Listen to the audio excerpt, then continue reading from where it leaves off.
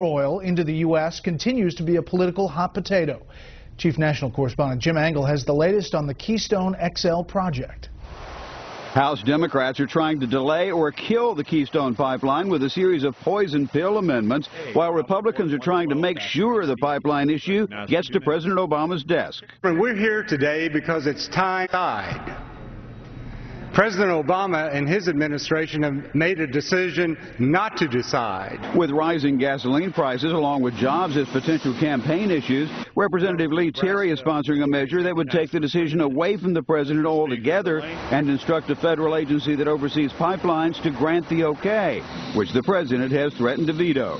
Democrats have lots of reasons they oppose the pipeline, though one seems to trump all others. And we are left with a dirtier fuel supply and higher emissions of carbon pollution, worsening the climate change. That's certainly the view of environmental groups, but another part of the Democratic base, labor unions, support the pipeline because of the jobs. Democratic lawmakers want to spare the president the pain of having to choose between them, so they're trying everything to keep Keystone from reaching him before the election. What do we get out of the Keystone pipeline?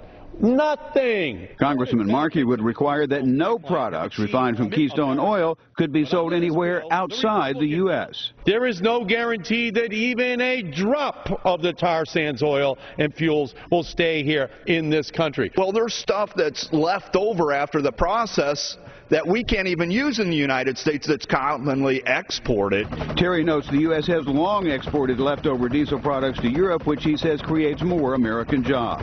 Another amendment would require the pipeline to use only U.S. steel. I was a little confused when I talked to my friends in the U.S. steel industry, and they told me they weren't making any of the steel for this project. TransCanada pledges to buy 75% of the pipes from the U.S., but many of the materials were bought years ago.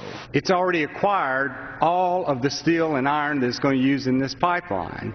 For Republicans, Keystone's about jobs and energy, both cutting-edge issues in an election year, which is why they want to drop it in the president's lap, which Democrats desperately want to avoid. In Washington, Jim Angle News.